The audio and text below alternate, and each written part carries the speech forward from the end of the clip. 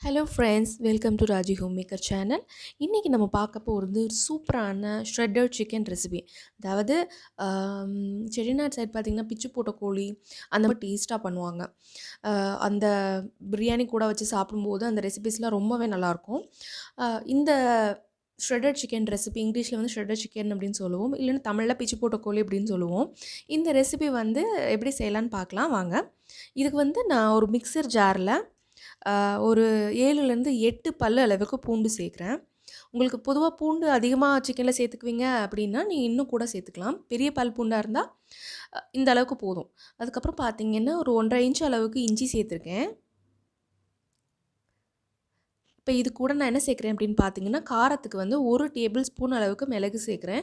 நீங்கள் காரம் அதிகமாக சாப்பிடுவீங்க அப்படின்னா 1 1/2 டேபிள் ஸ்பூன் அளவுக்கு சேர்த்துக்கலாம். இதுக்கப்புறம் நான் மிளகு பொடிலாம் போட போகிறதில்ல. ஸோ, அதனால் மிளகு வந்து பார்த்து சேர்த்துக்கோங்க. அதுக்கப்புறம் 1 டேபிள் ஸ்பூன் அளவுக்கு சோம்பு சேர்க்குறேன். இந்த சோம்பு தான் இந்த ரெசிபிக்கு ஒரு நல்ல வாசனையை கொடுக்கும். இப்போ இதை நல்லா மிக்சியில் போட்டு நம்ம அடித்து எடுத்துகிட்டு வந்துடலாம். இப்ப அத அடிச்சு எடுத்து தனியா வச்சுக்கோங்க. இப்ப வந்து இந்த ரெசிபிக்கு வந்து நம்ம பேரே பார்த்தீங்கன்னா, ஷ்ரெட்டட் சிக்கன். அதாவது சிக்கன வந்து நல்லா வேக வச்சுட்டு, நல்லா அதாவது நீங்க குக்கர்லலாம் போட வேணாம். சும்மா ஒரு பாத்திரத்தில தண்ணி, மஞ்சள் தூள் போட்டு, உப்பு போட்டு வேக வச்சுக்கோங்க. அத இந்த மாரி அந்த சூப்ப வந்து தனியா நல்லா எக்ஸ்ட்ராக்ட் பண்ணிடுங்க. தனியா எடுத்து வச்சுருங்க. அந்த சூப் வந்து வேற எதுக்காவது யூஸ் பண்ணிக்கோங்க. குழம்புக்கு எதுக்காவது யூஸ் பண்ணிடுங்க. அதுக்கப்புறம் இத வந்து இந்த மாதிரி கொஞ்சம் கொஞ்சமா கையில வச்சு உதுத்து விடணும். நீங்க வந்து மிக்ஸர் ஜார்லயோ, சாப்பர்லயோ இந்த மாதிரி நீங்க போட்டுட்டீங்க அப்படின்னா, ஒரு போனோட இருக்குன்னு தான் நீங்க போட முடியாது. போட்டுட்டீங்கன்னா, அது சரியா வராது உங்களுக்கு. டேஸ்ட் நல்லா இருக்காது. இந்த மாரி கையில உதுத்து விட்டுக்கோங்க. இப்ப கடாய் வச்சிருக்கேன். அதில கொஞ்சமா நல்லெண்ணெய் சேர்க்கிறேன்.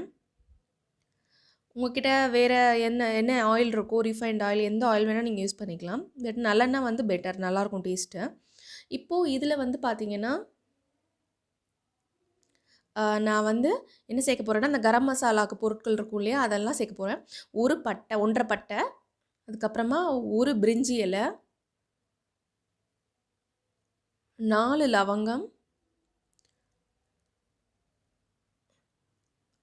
இது நல்லா பொரிய விட்டுடுங்க. எண்ணெய் பார்த்தீங்கன்னா, இந்த அளவுக்கு கரெக்ட்டா இருக்கும். அதாவது ஒரு 1 1/2 டேபிள் ஸ்பூன் அளவுக்கு நல்லெண்ணெய் விட்டுருக்கேன். இதில வந்து 2 பச்சை மிளகாய பொடியா நறுக்கி சேர்க்கிறேன். ஒரு 6, 7 கருவேப்பிலை. உங்களுக்கு எவ்வளோ டேஸ்ட்டுக்கு வேணுமோ, அந்த அளவுக்கு கருவேப்பிலைய நீங்க சேர்த்துக்கோங்க. இது கூட பார்த்தீங்கன்னா, 1 கப் அளவுக்கு பெரிய வெங்காயம் நறுக்கி வச்சு சேர்க்குறேன். உங்களுக்கு சின்ன வெங்காயம் பிடிக்கும் அப்படின்னா, நீங்க சின்ன வெங்காயமும் சேர்த்துக்கலாம். இந்த 1 கப் மெஷர்மெண்ட் அப்படின்னா, 1 மீடியம் சைஸ் ஆனியன் வந்து சேர்த்துருக்கேன். இத வந்து நல்லா வதக்கிக்கோங்க. இது கூட வந்து நம்ம வந்து அடுத்து தேவையான பொருட்கள் எல்லாம் சேர்க்க போறோம். வெங்காயம் 1 பை 1ஆ செய்யுங்க. எல்லாமே மொத்தமா போட்டுட்டீங்கன்னா, டேஸ்ட் நல்லா வராது. இப்போ இது நல்லா வதங்கிடுச்சு. இப்போ இதுக்கு மேல நான் வந்து ஒரு மீடியம் சைஸ் தக்காளி வந்து பொடியா நறுக்கி சேர்க்கிறேன். பொதுவா இந்த மாரி தக்காளி நறுக்கிறதுக்கு பதிலா பேஸ்ட்டாலாம் அரைச்சு போடுவாங்க. அந்த மாரி நீங்க போடலாம். பட் இந்த மாதிரி தக்காளி நறுக்கி போடும்போது டேஸ்ட் கொஞ்சம் வித்தியாசமா இருக்கும். இத நல்லா வதக்கிக்கோங்க. இதுக்கப்புறமா நம்ம வந்து கையில உதுத்து விட்டு வச்சிருக்கோம் இல்லையா? அந்த சிக்கன் அத வந்து இது சேர்த்துக்கலாம். இப்போ இது நல்லா வந்து அந்த வெங்காயம், தக்காளி எல்லாம் ஒரு சேர வர்ற மாரி நல்லா வதக்கி விட்டுக்கோங்க. இதுக்கப்புறமா நம்ம மசாலா பொருட்கள்லாம் சேர்க்க போறோம்.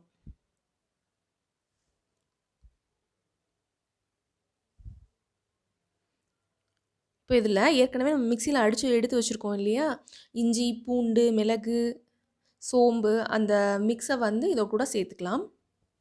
இப்போ இத நல்லா பெரட்டி விட்டுறணும். சிக்கன்ல எல்லா இடத்துலயும் வந்து அந்த பேஸ்ட் படுற மாரி சேர்த்துக்கோங்க.